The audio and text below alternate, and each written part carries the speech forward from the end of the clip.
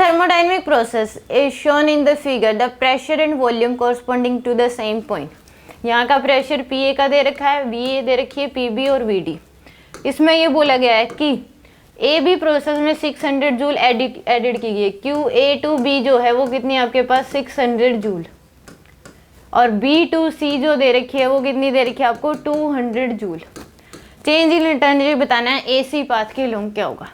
तो A से B से C जाने में जो चेंज इन एनर्जी है, यानी कि डेल्टा U की value A to C, A से लेके B तक गए, फिर B से C तक गए, तो जो आएगा वो इक्वल होगा delta U A to direct C जाने में, क्योंकि इनिशियल और फाइनल पोजीशन सेम है तो डेल्टा U की वैल्यू सेम आएगी।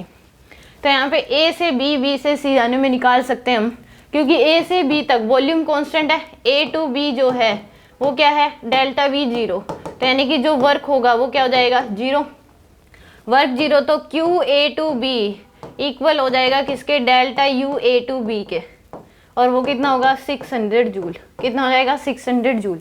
अब B से C बात करें, प्रेशर कांस्टेंट है तो वर्क जो होगा B टू C वो क्या हो जाएगा P डेल्टा V के बराबर।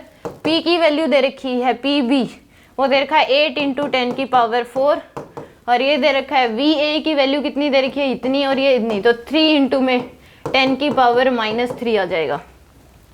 तो यहाँ से आ जाएगा 24 इंटू में 10 यानी कि 240 जूल।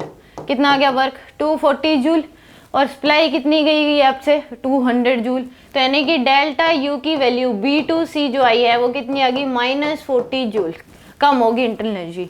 तो अब delta U A to B to C जो आई है वो कितनी आएगी 600 - 40, तो कितना आ जाएगा 560 जूल। तो change in energy A to C भी कितनी आएगी 560। ए ऑप्शन क्या होगा इसका करेक्ट होगा।